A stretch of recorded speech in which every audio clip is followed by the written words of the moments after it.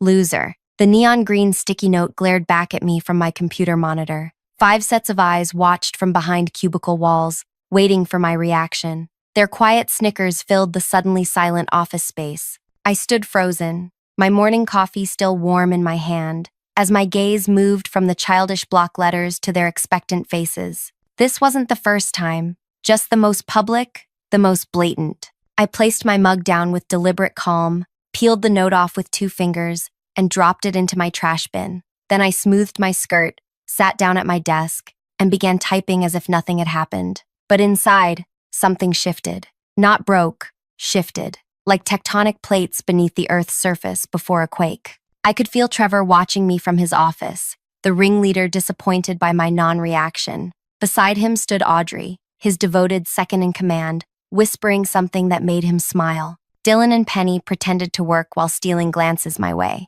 Even Milo, the newest member of their little club, hovered nearby, eager to prove his loyalty to the established hierarchy. 6 months of this treatment, and they still expected tears. They wanted a scene, validation that their tactics worked, that I was as pathetic as they'd decided. What they didn't know was that I'd stopped keeping track of their childish pranks weeks ago and started documenting something far more interesting. Something that would change everything. The office printer hummed to life, spitting out pages I hadn't authorized. I didn't need to check to know what it was. Another joke. Probably my resume plastered with unflattering comments or a mock performance review. Audrey giggled as she collected the papers, passing them around like party favors.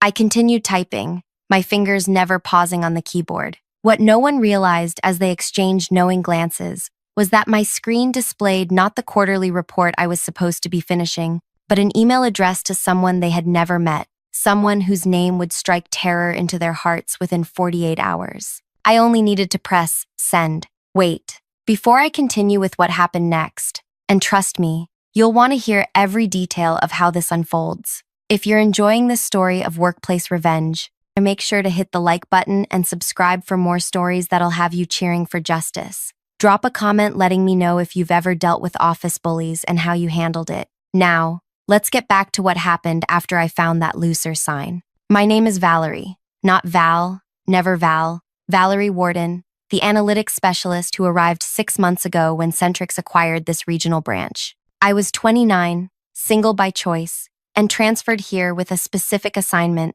evaluate operational efficiency and recommend improvements. What nobody told me was that I'd be entering a hornet's nest of territorial employees led by a manager who saw me as nothing more than a corporate spy. I grew up as the middle child between 2 loud, demanding siblings, which taught me to observe more than speak. This quiet watchfulness became my superpower. People tend to underestimate those who don't constantly broadcast their thoughts. They forget you're there, forget you're listening, forget you're connecting dots they didn't even realize existed. Before the acquisition, this office operated like a separate kingdom. Trevor, the regional manager, had built his team over 8 years with people who were loyal to him personally rather than to the company. They had their routines, their inside jokes, their unspoken rules. Then I arrived, an unwelcome reminder that they were now answerable to a larger entity. The exclusion began immediately. Meeting invitations mysteriously failed to reach my inbox.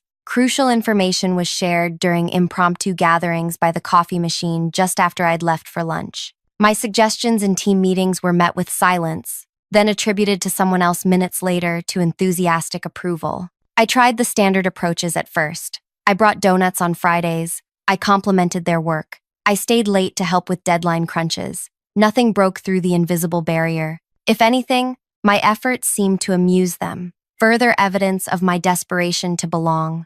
"She's trying so hard," I overheard Penny say one afternoon. "It's kind of sad." The day I stopped trying to win their approval was the day I truly began to see them, not as potential friends or even colleagues, but as subjects of observation. I started noticing patterns, discrepancies between reported numbers and actual results, client complaints that vanished without resolution, projects marked complete that hadn't delivered promised outcomes. At first, I thought it was just inefficiency, the kind of departmental laziness that develops when no one's watching closely. But 3 months in, I spotted something that made me pay closer attention. 2 different versions of the same report with numbers that didn't match. Just a draft, Trevor explained when I casually mentioned it. Always double check with me before using any reports for your analysis.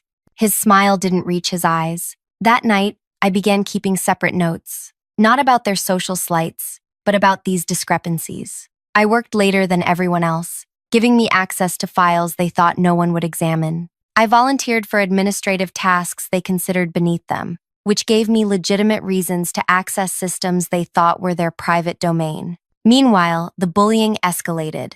My presentation slides were altered minutes before client meetings. My name was removed from project contributions. Someone changed my desktop wallpaper to an unflattering photo they'd taken when I was eating lunch alone. The breaking point should have been the day Trevor took credit for my cost-saving proposal. I'd spent weeks developing it, analyzing 3 years of operational data to identify unnecessary expenditures. I'd submitted it directly to him as required. When the quarterly review came, he presented it as his own work, with one crucial difference. My projected savings of $2.3 million had been downsized to $800,000. "We don't want corporate setting unrealistic expectations," he told me afterward, noticing my surprise. "I did you a favor. Better to underpromise and overdeliver." But I knew the real reason. The full amount would have raised questions about why these inefficiencies had persisted under his management for so long. I said nothing. I smiled and thanked him for the advice. And that night,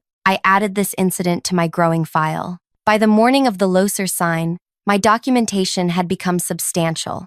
I hadn't planned to act on it yet. I needed more conclusive evidence for certain patterns I'd observed. But something about that green sticky note, the culmination of months of petty cruelty, crystallized my resolve. They thought they knew me. They thought I was weak because I didn't fight back. They had confused patience with passivity, observation with obliviousness. During lunch, when they all went out together as usual, I stayed behind. I organized my findings into a clear, dispassionate analysis, focusing on 3 key areas: systematic misreporting of performance metrics, inconsistent client billing practices, and what appeared to be deliberate obstruction of post-acquisition integration efforts. I wrote the email carefully, addressing it to Helena Cruz, Chief Operations Officer at Centrix's headquarters. I had never met her, but I knew her reputation for zero tolerance of operational inefficiency. My message was professional, factual, and completely devoid of personal grievance. I included spreadsheets with highlighted discrepancies, screenshots of altered reports, and a timeline of integration obstacles I'd encountered. I ended with, "I believe these issues reflect intentional dysfunction rather than mere incompetence. I've developed a recovery strategy that could salvage the division's potential value to Centrix. I'm available at your convenience to discuss further details." My finger hovered over the send button. Once I crossed this line, there would be no going back. These people had made my professional life miserable for months. But was I really prepared for what might happen next? As I contemplated my decision, Trevor emerged from his office, walking toward my desk with that familiar, condescending smile. Over his shoulder, I could see Audrey watching with anticipation. Something new was coming my way. "Valerie," he said, leaning against my desk uninvited. "The team and I were talking. We're concerned that you seem unhappy here. Maybe this position isn't the right fit for your particular skills." Translation: they were planning to push me out. "Actually," I replied, meeting his gaze directly, "I've been thinking the same thing. This arrangement doesn't seem to be working as intended." Relief flashed across his face. "I'm glad we're on the same page. I can talk to HR about finding you a different placement within Centrix, somewhere more suitable." "That's thoughtful of you," I said, my hand moving to my mouse. "But I've already taken initiative on finding a solution." I clicked send. "What does that mean?" Trevor asked, his smile faltering slightly. I looked up at him with a smile of my own. "It means I'm finally participating in the company culture you've created here. I'm being proactive about improving our situation." He left my desk confused rather than concerned. He had no reason to worry, not yet, but within 24 hours, that would change dramatically. I packed up at exactly 5 o'clock, nodding politely to the team as I left. They watched me go with the satisfied expressions of predators who believe their prey is weakening. What they didn't realize was that prey, when cornered, can become surprisingly dangerous. And I was no longer cornered. As I walked to my car, my phone buzzed with an incoming email. The subject line made my heart skip. Operational Concerns at Western Regional Branch. I opened it, standing perfectly still in the parking lot as I read Helena's three-line response. Valerie, extremely concerning information. Do not discuss with anyone on site. I'll be there tomorrow with the audit team. Continue as normal. Delete this email after reading. I looked back at the office building, where lights still burned on our floor. They had no idea what was coming, and neither did I. The next morning, I arrived early, 7:15 a.m., well before anyone else typically showed up. I wanted time to prepare myself mentally for whatever the day might bring. The office was eerily quiet, the overhead lights not yet fully activated by motion sensors. I moved through the dim space to my desk, feeling strangely calm despite the storm I knew was approaching. I powered up my computer and began my normal routine. By 8:30, Dylan arrived, barely glancing my way as he settled at his desk. Penny and Milo came in together at 8:45, whispering and stopping abruptly when they saw me. Audrey strutted in at 9 sharp, coffee in hand, giving me a once-over before disappearing into Trevor's office. She's acting weird today, I heard Penny murmur to Milo. Too quiet. Probably planning her resignation letter, Milo replied with a snort. If they only knew what I was actually planning. Absolutely nothing. The wheels were already in motion, and I simply needed to wait. At 10:17 a.m., Trevor's phone rang. I watched through his glass office partition as he answered, his expression shifting from professional pleasantness to confusion, then unmistakable alarm. He stood up abruptly, pacing as he spoke, running his hand through his hair repeatedly. When he hung up, he immediately called Audrey in. Their conversation was animated but hushed. Audrey's normally confident posture crumpled slightly as Trevor spoke. She kept shaking her head, then nodding vigorously. When she emerged, her complexion had paled considerably. Everything okay? Dylan called out to her. Fine, she snapped, uncharacteristically sharp. Just corporate stuff, nothing important. But her trembling hands told a different story as she furiously typed at her computer. By lunchtime, the atmosphere had grown tense. The usual group lunch was canceled without explanation. Instead, Trevor called an impromptu team meeting, excluding me. I ate my sandwich at my desk, watching them through the glass walls of the conference room. Trevor spoke intensely, occasionally pointing at documents spread across the table. The others leaned forward, their expressions growing increasingly distressed. Penny appeared to be on the verge of tears. Milo kept shaking his head in disbelief. Dylan stared blankly at the wall, his face ashen. Only Audrey maintained some composure, taking furious notes and occasionally interrupting Trevor with questions or comments. At 2:43 p.m., the elevator doors opened, and 3 people stepped onto our floor. A tall woman in her 50s with silver-streaked dark hair led the group, flanked by 2 men carrying sleek briefcases. I recognized her immediately from the company website, Helena Cruz, Chief Operations Officer of Centrix. The entire office fell silent. Helena's gaze swept the room before landing on me. She walked directly to my desk, her heels clicking sharply against the laminate flooring. Valerie Warden? She asked, though it was clear she knew exactly who I was. Yes, I replied, standing to greet her. I'm Helena Cruz. These are Michael Berg and Jason Winters from our audit team. Is there somewhere private we can speak? Trevor emerged from his office so quickly he nearly tripped. Miss Cruz, what an unexpected pleasure. I'm Trevor Stark, Regional Manager. We weren't notified of your visit. I would have prepared. That was intentional, Mr. Stark. Helena cut him off without even turning to look at him. We'll need your conference room. Immediately. Of course, Trevor stammered, gesturing toward the room where his team still sat, now staring wide-eyed at the corporate delegation. Just give us a moment to clear out. Actually, Helena said, finally turning to acknowledge him, you'll stay right where you are. We'll be speaking with Ms. Warden first. Alone. The look Trevor gave me could have cut glass. Confusion, suspicion, and the first flickers of fear competed for dominance in his expression.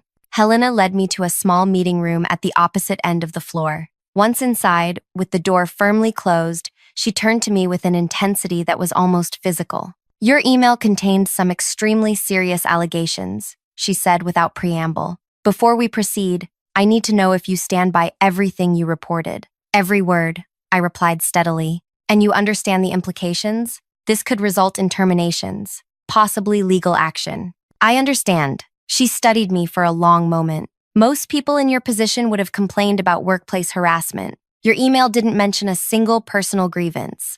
Because this isn't about me, I said. It's about systematic misconduct that's costing the company millions. A hint of approval flashed across her face. Walk me through it, everything you've observed. For the next hour, I presented my findings to Helena and the auditors. I showed them the pattern of misrepresented performance metrics, AS, how the regional branch reported a 23% growth in client retention, when the actual number was closer to 7%. I demonstrated how certain operational costs were being concealed through creative accounting. Most significantly, I revealed evidence suggesting that Trevor had deliberately sabotaged integration efforts to maintain autonomy from Centric's oversight. And this cost-saving proposal, Michael Berg said, reviewing one of my spreadsheets, you're claiming potential savings of $2.3 million annually, but the proposal submitted to headquarters projected only $800,000. Yes, I confirmed. The original analysis was mine. The numbers were altered before submission. Helena leaned forward. Can you prove that? I pulled out my personal tablet. I keep backups of all my work. This is the original document with metadata showing creation date and authorship. As they reviewed my evidence, comparing it to official records, their expressions grew increasingly grave. Jason Winters whispered something to Helena, who nodded sharply. We've seen enough for now, she said finally. Ms. Warden, we'll need you to remain available, but return to your desk. Act normally. Say nothing about this meeting to anyone. When I emerged from the room, 5 pairs of eyes tracked my movement back to my desk. Trevor immediately approached Helena as she exited, his smile strained and artificial. Miss Cruz, now that you've spoken with Valerie, perhaps we could discuss whatever concerns brought you here today? Certainly, Mr. Stark, Helena replied coolly. Your entire team, conference room, 5 minutes. As Trevor gathered his team, Audrey brushed past my desk, leaning down as if retrieving something she'd dropped. What did you tell them? She hissed, her voice barely audible. I looked up from my computer screen, meeting her gaze directly. The truth. The color drained from her face.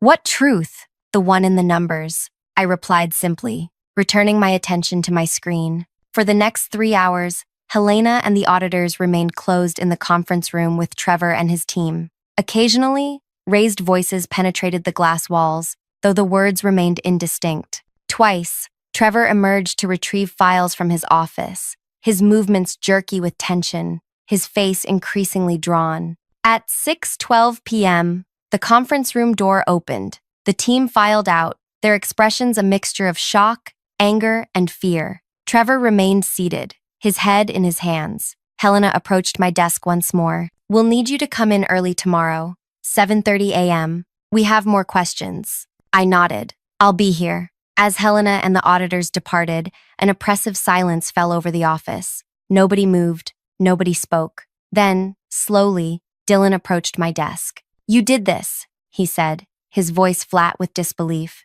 You reported us. I reported discrepancies in our operational data. I corrected him. Do you have any idea what you've done? Penny joined him, her voice breaking. They're talking about an entire departmental audit, possible fraud investigations. That sounds like a company decision based on their findings. I replied evenly. Milo stood nearby, shaking his head. We were just having a little fun with you. The sign was just a joke. What sign? I asked, genuinely confused for a moment before realizing. Oh, you mean the Loser note? I never mentioned that to anyone. Their faces registered collective shock as the implications sank in. This wasn't about their bullying at all. This was about their work, their actual professional conduct. Audrey approached last, her arms crossed defensively. Trevor built this team from nothing. 8 years of his life dedicated to this branch. We've been family. Families don't lie to each other, I said quietly, or steal from each other, or sabotage each other's work.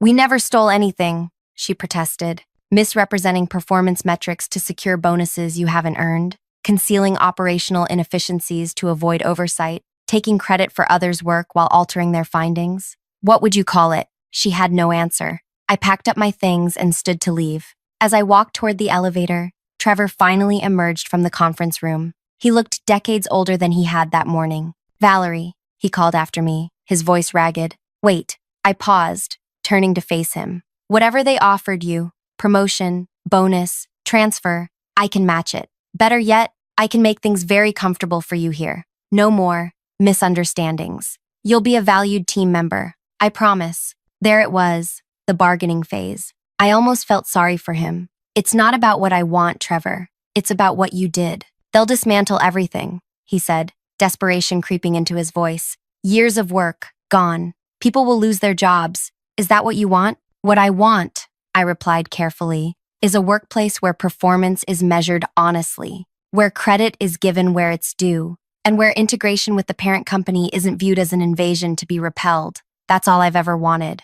I left him standing there, surrounded by his crumbling kingdom. That night, my phone rang continuously. Trevor, Audrey, even Penny. I let each call go to voicemail, listening to their increasingly desperate messages. Threats gave way to pleas, then to bargaining, and finally to outright begging. Please, Audrey's final message trembled. Just tell us what you want. We can fix this. But they couldn't fix this. Not anymore. I slept surprisingly well that night, better than I had in months. Whatever happened next, I had done what needed to be done. The truth was out, and now it would have its day. Morning arrived with a clarity I hadn't experienced since before my transfer. I dressed carefully, choosing a simple black dress that had always given me confidence. Today would determine not just my future with Centrix, but potentially the future of the entire regional branch. I arrived at the office at exactly 7:30 a.m. Helena was already there, along with a new face, a distinguished older man in an impeccable suit,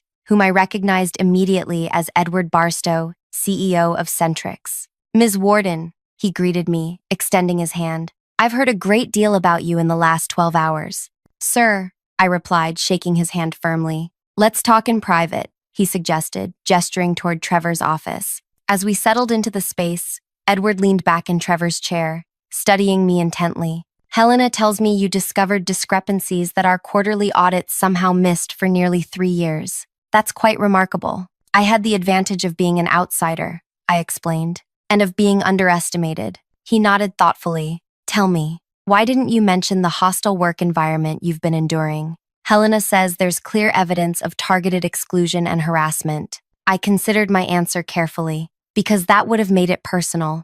This isn't about how they treated me. It's about how they've been operating this branch. A smile spread across his face. That's exactly what Helena said you'd say. He leaned forward. Ms. Warden, I'm going to be blunt. We're making significant changes to this branch, effective immediately. Trevor Stark is being terminated today. 2 others will follow by the end of the week, pending final review of their involvement. My breath caught. This was happening faster than I'd anticipated. The remaining staff will undergo retraining and close supervision, he continued. But we need someone to oversee the transition, someone who understands both Centrix protocols and the specific challenges of this branch. He paused, watching my reaction. We'd like that person to be you. The words hung in the air between us. Me, overseeing the transition, leading the very team that had spent months trying to drive me out? I appreciate your confidence, I said carefully, but they'd never accept my authority. Not after this. Edward smiled.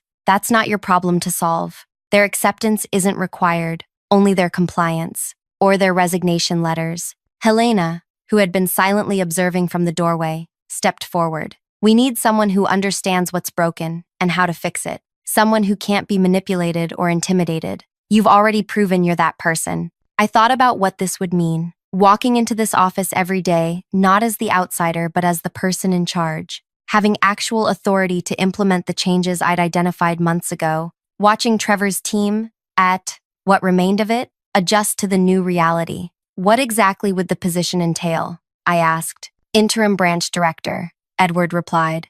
3-month appointment, after which we'd reevaluate. You'd report directly to Helena. Full access to all systems, complete authority over local operations, and a salary adjustment to reflect the increased responsibility.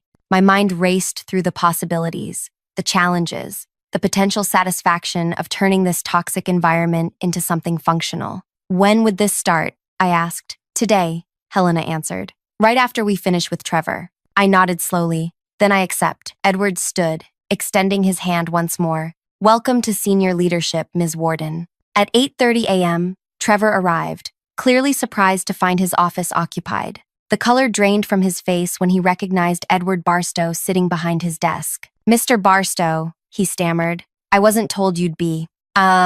Have a seat, Mr. Stark, Edward interrupted, gesturing to the chair across from him. Trevor's eyes darted to me, standing quietly beside Helena near the window. Confusion furrowed his brow. What's she doing here? He asked, an edge of panic in his voice. Ms. Warden will be taking over as interim branch director, Edward stated flatly. Effective immediately. Trevor froze halfway into the chair. That's my position. Not anymore, Helena said. What followed was one of the most clinical terminations I'd ever witnessed. Edward laid out the findings from the initial audit. Misrepresented metrics, obstructed integration, altered reports, each violation corresponding to specific company policies. Trevor attempted several defenses, each weaker than the last. He claimed misunderstandings, blamed system limitations, suggested that cultural differences between the branch and headquarters had led to communication breakdowns. Edward let him talk himself into exhaustion before sliding a folder across the desk. Your termination package, he explained. You have two options. Option 1, sign the agreement, which includes 4 weeks severance and a neutral reference in exchange for a non-disclosure agreement and waiver of claims. Option 2, refuse to sign, in which case we proceed with termination for cause, no severance, and potential legal action regarding the financial discrepancies we've identified. Trevor stared at the folder as if it might bite him. This is because of her, he said, not looking up. She's turning you against me, against all of us. No, Mr. Stark, Edward replied evenly. This is because of you. The data speaks for itself. Ms. Warden simply made sure we saw it.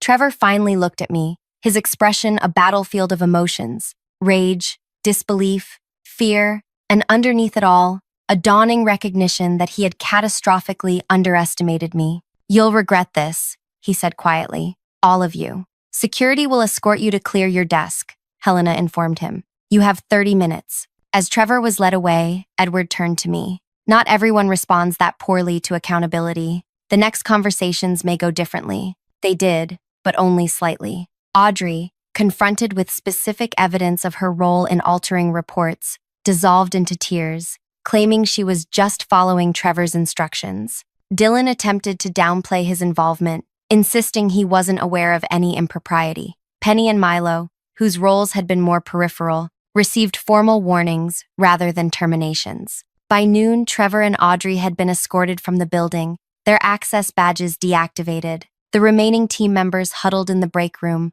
whispering anxiously among themselves. Edward departed for the airport with a firm handshake and a promise of his full support. Helena remained behind to help me establish my new authority. You'll face resistance, she warned as we walked the floor together. Not just from the remaining team, but from clients who were comfortable with Trevor's way of operating. Some may try to use this transition against you. I'm counting on it, I replied. She raised an eyebrow. You have a plan. I always have a plan. That afternoon, Helena called a full branch meeting to formally announce the leadership change. I stood beside her, watching the faces of my former tormentors as they realized the new power dynamic. Effective immediately, Valerie Warden will serve as interim branch director, Helena stated.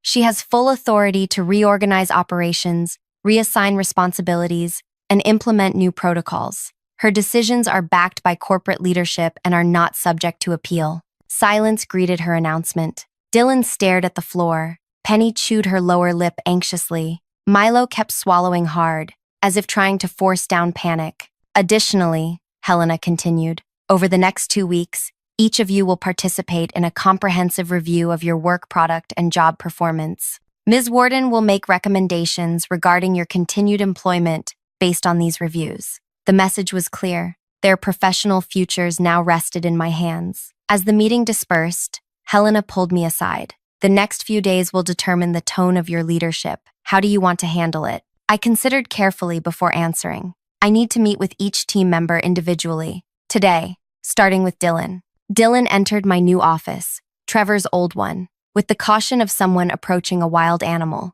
He perched on the edge of the visitor's chair, hands clasped tightly in his lap. You wanted to see me, he said, a statement rather than a question. Yes, I replied, studying the file open on my desk. I've been reviewing the client reports you've managed over the past year. There's a pattern I'd like to discuss. Fear flashed across his face. I can explain any discrepancies. I'm sure you can, I interrupted. But that's not why you're here. I'm more interested in your analysis of the Westridge account, the one you completed last month. Confusion replaced fear. Westridge? But that was just a standard renewal. Nothing special about it. On the contrary, I said, turning the file toward him. Your competitive analysis identified an opportunity to expand services that would increase annual revenue by nearly 30%. It was excellent work. He blinked rapidly, clearly thrown by the unexpected praise. Oh, thank you. Why didn't you present it at the client meeting? His gaze dropped.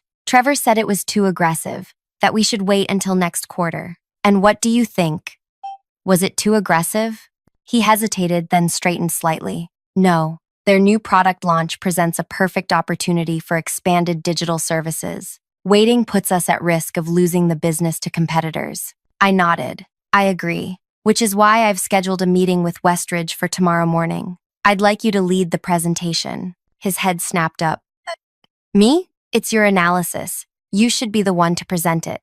For a moment, he seemed unable to process what was happening. Then, cautiously, what about the review? My job? This is part of your review, I explained. I'm less interested in what you did under Trevor's leadership and more concerned with what you'll do under mine. Clear expectations, appropriate credit, and accountability for results. That's how we'll operate moving forward. By the end of the day, I'd had similar conversations with each team member. With Penny, I discussed her innovative client retention strategies that Trevor had dismissed. With Milo, I explored his technical skills that had been consistently underutilized. Each meeting followed the same pattern: acknowledgement of past work suppressed under Trevor's management, clarification of my expectations, and specific assignments to demonstrate their capabilities. They left my office confused but cautiously hopeful. It wasn't the retribution they'd expected. In fact, it looked suspiciously like a fresh start. That evening, as I prepared to leave, Dylan approached my desk. I don't understand, he admitted. You could have us all fired. Why aren't you? I considered him thoughtfully. Because that would be reacting to the past. I'm more interested in building the future.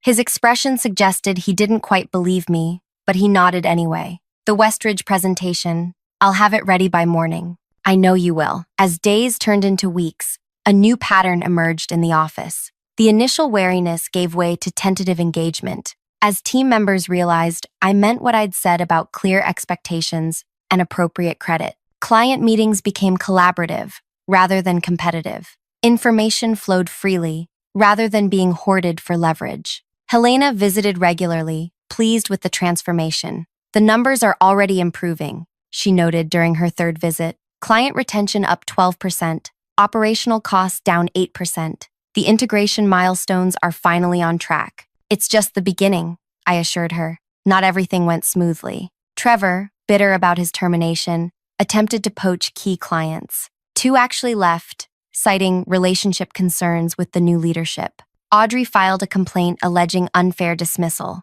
though it was quickly dismissed given the evidence against her. Through it all, I maintained a steady course, professional, focused on results, and, most surprisingly to the team, fair in my assessments and decisions. 6 weeks into my interim role, Helena called with news. The board is impressed with your performance, she said. They want to make your appointment permanent, branch director with the corresponding title and compensation. What do you think? I'm honored, I replied, but I need a few days to consider it. That night, alone in my apartment, I reviewed the journey that had brought me here. From the outsider, with a loser sign on her monitor, to the leader rebuilding a broken branch. It would have been easy to see this as the perfect conclusion, the ultimate vindication. But something felt unfinished. The next morning, I requested a video call with Helena and Edward. When their faces appeared on my screen, I knew what I needed to do. I've made my decision about the permanent position, I began. Edward nodded encouragingly. We're prepared to be quite generous with the compensation package. It's not about the money, I said. I've decided to accept on one condition. Helena leaned forward. Which is? Complete restructuring authority, I stated. Not just staff assignments or operational protocols. I want to redesign the entire branch function within the larger Centrix framework. They exchanged glances. That's a significant ask, Edward noted. What exactly do you have in mind? The regional branch model is obsolete, I explained. It creates unnecessary silos, encourages territorial behavior, and complicates integration. I propose dissolving the traditional branch structure entirely and creating specialized teams that work across regions. I shared my screen, displaying the organizational model I'd been developing since my first week at the branch, long before the Loser sign, before Helena's visit, before anyone realized I was paying attention. This approach eliminates redundancies, standardizes processes across all locations, and creates clear career advancement paths. I continued.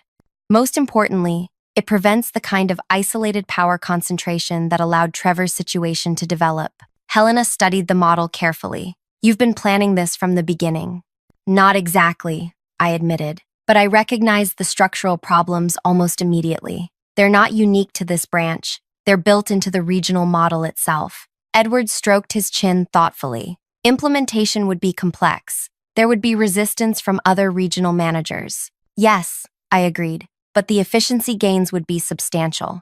I've projected a 27% reduction in operational costs company-wide within 18 months. And the existing team here? Helena asked. What happens to them? I smiled. That's the best part. The following Monday, I called a branch-wide meeting. The team gathered nervously, sensing something significant was about to happen. As of today, I announced, this regional branch no longer exists. Gasps and worried murmurs filled the room. Instead, I continued, we are becoming the pilot location for Centrix's new integrated operations model. Each of you will be transitioned to specialized roles within cross-regional teams based on your demonstrated strengths. I proceeded to outline the new structure. Dylan would head the strategic analysis team, coordinating with analysts across all locations. Penny would lead client relations, developing standardized retention protocols for the entire company. Milo would join the technical integration team, applying his previously untapped skills to system-wide improvements. These positions represent not just lateral moves, but significant promotions, I explained. You'll have greater authority, broader responsibility, and direct visibility with corporate leadership. Stunned silence gave way to cautious excitement as they processed the implications. Not termination, but elevation. Not punishment, but opportunity. Why? Penny finally asked the question on everyone's mind. After everything, why would you do this for us? And there it was, the moment I'd been waiting for since finding that neon green sticky note on my monitor. This isn't for you, I said quietly. This is for every person who's ever been underestimated, excluded, or labeled a loser because they didn't fit someone's idea of what belonging looks like. Understanding dawned in their eyes. You never wanted revenge, Dylan realized. You wanted change. No, I corrected him. I wanted both. I smiled as I delivered the final piece of my plan, the revenge they never saw coming. In the new structure, regional managers like Trevor become obsolete. The roles you're stepping into make his position not just unnecessary, but impossible to recreate. The system he built to protect himself and exclude others is being dismantled company-wide, replaced by one where success depends on collaboration rather than control. I let that sink in before continuing. The sign you put on my desk called me a loser, but in trying to push me out, you gave me the perfect vantage point to see what needed to change. My revenge isn't making you lose your jobs. It's transforming the entire company in ways Trevor fought against for years. It's creating a system where his tactics can never work again. The room fell silent as they grasped the full scope of what had happened. Their small act of cruelty had set in motion a complete reimagining of the company's operational structure. Their attempt to exclude me had given me the perspective to enact changes far beyond what any of them, including Trevor, could have imagined. So yes, I concluded, you can keep your jobs. Better ones, actually. But every day you come to work, you'll be participating in the system I designed. The living reminder that underestimating people is always a losing strategy. 3 months later, Helena visited to assess the pilot program's progress. The results had exceeded even my projections. Client satisfaction up 31%. Operational efficiency improved by 22%. Employee engagement scores at an all-time high. The board is implementing your model across all regions, she informed me. 2 other branch managers have already resigned rather than adapt to the new structure. I nodded, unsurprised. Trevor types don't thrive in transparent systems. Speaking of Trevor, she added, he's been trying to get consulting work with our competitors. No takers so far. Apparently, Word has spread about his management style. I felt no satisfaction at his downfall, only relief that his approach was being recognized as the liability it always was. As Helena prepared to leave, she paused at my door. You know, most people would have used their position to punish those who hurt them. You used it to fix the system that allowed the hurt to happen. I smiled. Isn't that the best revenge? Not just winning the game, but changing the rules so no one else has to play it? Sometimes, the most powerful response to being labeled a loser isn't proving you're a winner. It's redefining what winning means. If you've ever felt underestimated or pushed aside, remember my story. The person they underestimate today might be redesigning their entire world tomorrow. Hit subscribe if you want more stories about turning obstacles into opportunities, and leave a comment sharing how you've transformed negative experiences into positive change. Sometimes the best revenge isn't getting even, it's getting better.